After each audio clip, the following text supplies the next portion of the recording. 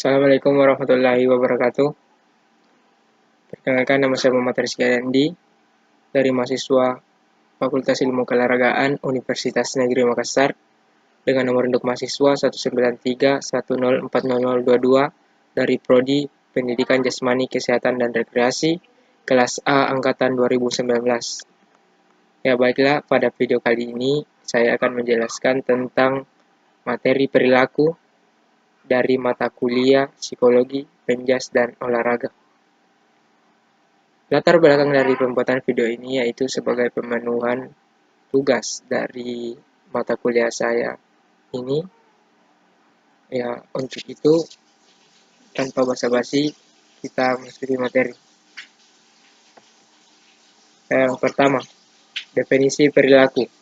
Perilaku manusia adalah sekumpulan perilaku yang dimiliki oleh manusia dan dipengaruhi oleh adat, sikap, emosi, nilai etika, kekuasaan, persuasi, dan atau genetika.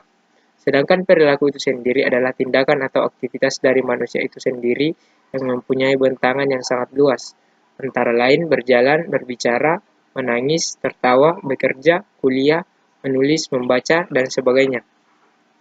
Dari uraian ini dapat disimpulkan bahwa yang dimaksud perilaku manusia adalah semua kegiatan atau aktivitas manusia baik yang diamati langsung maupun yang tidak diamati oleh pihak luar. Pendapat lain, yakni menurut Skinner, seperti yang dikutip oleh Notoat Mojo 2003 merumuskan bahwa perilaku merupakan respon atau reaksi seseorang terhadap stimulus atau rangsangan dari luar, oleh karena perilaku ini terjadi melalui proses adanya stimulus terhadap organisme dan kemudian organisme tersebut merespon. Teori Skinner ini disebut teori SOR atau stimulus, organisme respon. Dari beberapa pendapat di atas dapat disimpulkan bahwa perilaku adalah semua hal yang dilakukan oleh manusia.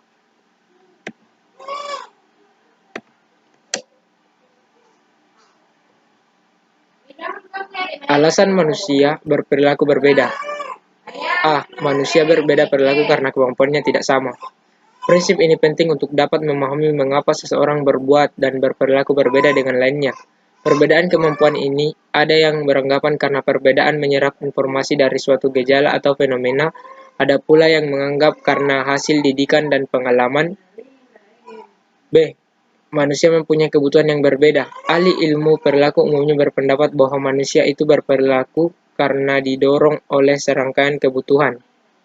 Kebutuhan yang dimaksud adalah beberapa pernyataan dalam diri seseorang, internal atau internal state, yang menyebabkan seseorang itu bertindak untuk mencapainya.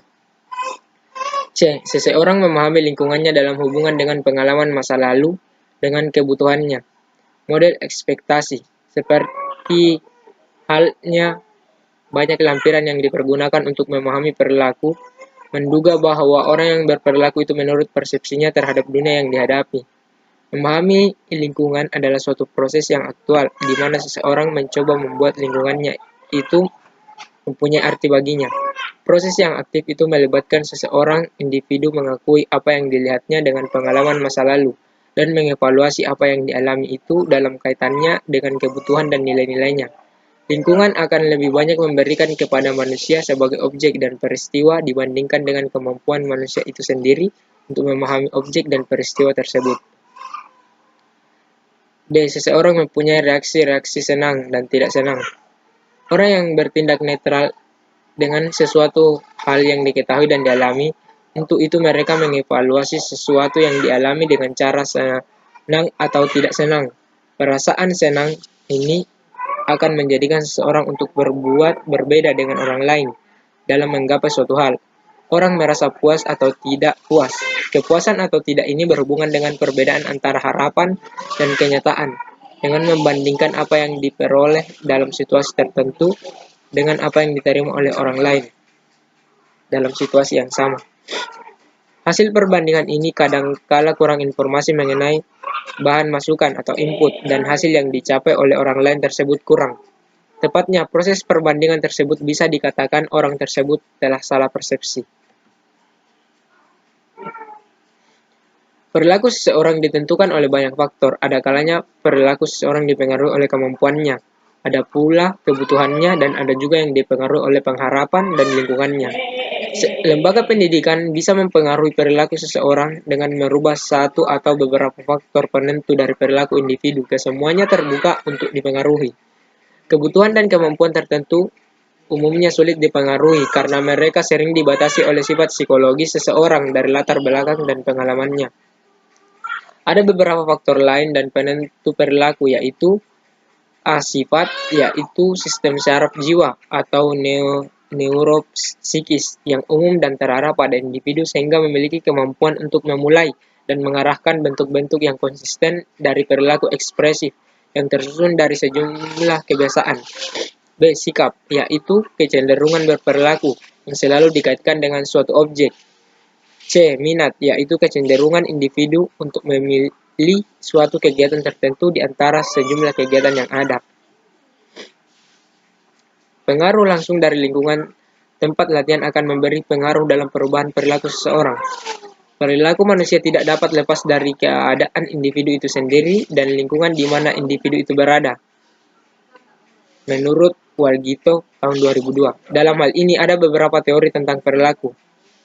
Yang pertama, teori insting. Teori ini dikemukakan oleh McDougall bahwa perilaku itu disebabkan oleh insting. Insting merupakan perilaku yang innate, perilaku yang bawaan dan akan mengalami perubahan karena pengalaman. Yang kedua, teori dorongan atau drive theory. Teori ini berpandangan bahwa organisme itu mempunyai dorongan-dorongan atau drive tertentu dan ada kaitannya dengan kebutuhan-kebutuhan organisme yang mendorong perilaku. Selanjutnya, teori insentif teori. Teori ini berpendapat bahwa perilaku organisme itu disebabkan karena adanya insentif yang mendorong organisme berbuat atau berperilaku. Selanjutnya, teori atribusi. Teori ini ingin menjelaskan tentang sebab-sebab terjadinya perilaku, disebabkan oleh faktor internal, faktor eksternal, atau kedua faktor tersebut. Selanjutnya, teori kognitif. Teori ini berpandangan bahwa seseorang harus memilih perilaku mana yang mesti dilakukan. Dengan kemampuan berpikir, seseorang akan dapat melihat apa yang telah terjadi sebagai bahan pertimbangannya dalam berperilaku.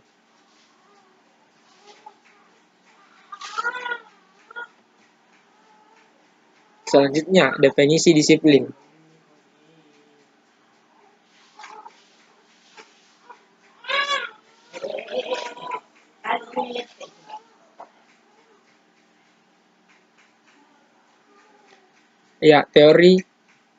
Definisi disiplin. Di samping itu, dalam bab ini juga ditunjukkan contoh cara mengelola perilaku atlet dengan baik, menggunakan disiplin positif. Tidak hanya untuk memperbaiki perilaku, tetapi juga untuk membantu atlet belajar keterampilan hidup yang penting. Disiplin adalah istilah negatif bagi kebanyakan dari orang, namun akar kata disiplin adalah alat yang menciptakan bayangan yang lebih positif. Seorang atlet adalah seseorang yang mengikuti ajaran pelatih. Sebagai pelatih adalah mentor dan atlet adalah murid. Disiplin dimulai dengan instruksi, tidak hanya untuk mengembangkan keterampilan olahraga, tetapi juga untuk mengembangkan keterampilan hidup. Instruksi diikuti dengan pelatihan yang menyediakan kesempatan untuk berlatih keterampilan. Ketika atlet berlatih, pelatih membantu atlet dengan memperbaiki kesalahan yang ada pada diri atlet berkaitan dengan keterampilan olahraga. Bila menggunakan pendekatan disiplin positif, pelatih harus membedakan antara dua jenis kesalahan atau misbehaviors.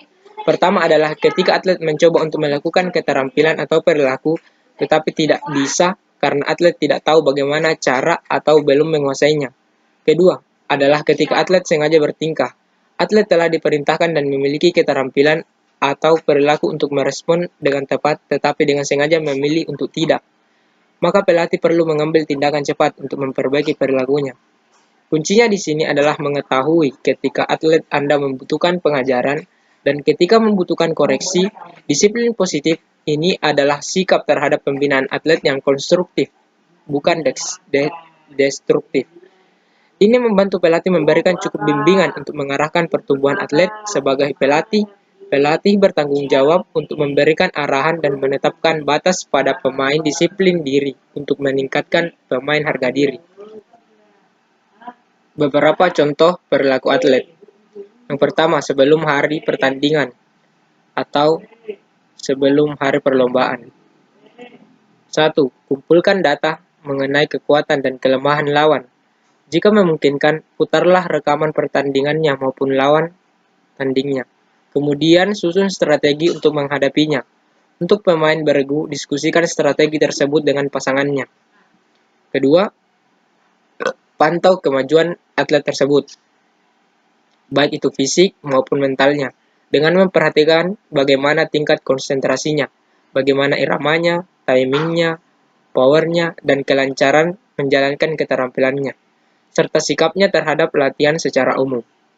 Yang ketiga, pantau tingkat kecemasan atlet dengan melihat ekspresi wajahnya, apakah cerah atau murung. Apakah sinar matanya letih atau segar? Juga perhatikan suasana hatinya, bagaimana kualitas tidurnya dan makanannya. Apakah mengalami faktor-faktor psikomatis seperti sakit perut, nyeri otot, sesak napas, demam, batuk, keringat dingin, dan sebagainya.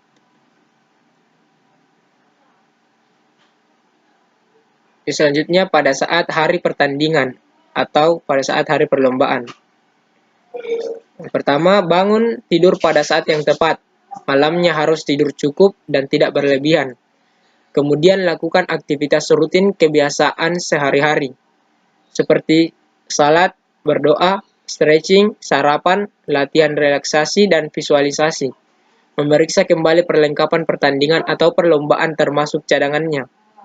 Mulailah hari dengan gembira, optimis, dan selalu berpikiran positif. Yang kedua, berangkatlah ke tempat pertandingan pada saat yang tepat atau pada waktu yang tepat. Perhitungkan jarak ke tempat pertandingan atau perlombaan, bagaimana untuk mencapainya, kemacetan, dan sebagainya. Tidak perlu berangkat terlalu cepat, namun jangan sampai terlambat sehingga ada waktu untuk istirahat, penyesuaian, dan pemanasan. Di tempat pertandingan atau perlombaan, pelatih perlu mengenali atlet mana yang berada di dekat teman-temannya dan mana yang lebih suka menyendiri. Pastikan lapangan di mana atlet yang akan bertanding. Jangan lupa melapor ke panitia. Untuk pertandingan atau perlombaan pertama, pastikan atlet sudah hafal di mana letak ruang ganti, WC, ruang kesehatan, tes doping, dan sebagainya. Ya, saat bertanding atau berlomba. Yang pertama, membantu dan menyesuaikan tingkat kecemasan dan lakukan relaksasi. Selanjutnya, pusatkan perhatian semata-mata hanya terhadap pertandingan yang sedang dijalani. Kesalahan yang baru atau pernah terjadi dan yang mungkin terjadi jangan dihiraukan. 3. Berpikiran positif dan optimis. Jangan biarkan pikiran-pikiran negatif mendatangi. 4. Jangan terlalu banyak menganalisa. 5. Bertanding atau berlomba dengan irama sendiri. Jangan terbawa irama lawan. Menjalankan strategi yang telah disiapkan, jangan diubah jika strategi itu telah berjalan dengan baik. Lalu lakukan evaluasi singkat. Jika strategi tidak berjalan, lakukan penyesuaian dengan alternatif strategi yang sudah dipersiapkan. Ya, mungkin itulah tentang materi perilaku pada video kali ini. Semoga apa yang telah dijelaskan atau apa yang telah saya sampaikan dapat bermanfaat bagi teman-teman sekalian, terutama bagi para penonton. Ya, untuk itu saya akhiri. Mohon dan kurangnya mohon dimaafkan. Assalamualaikum warahmatullahi wabarakatuh.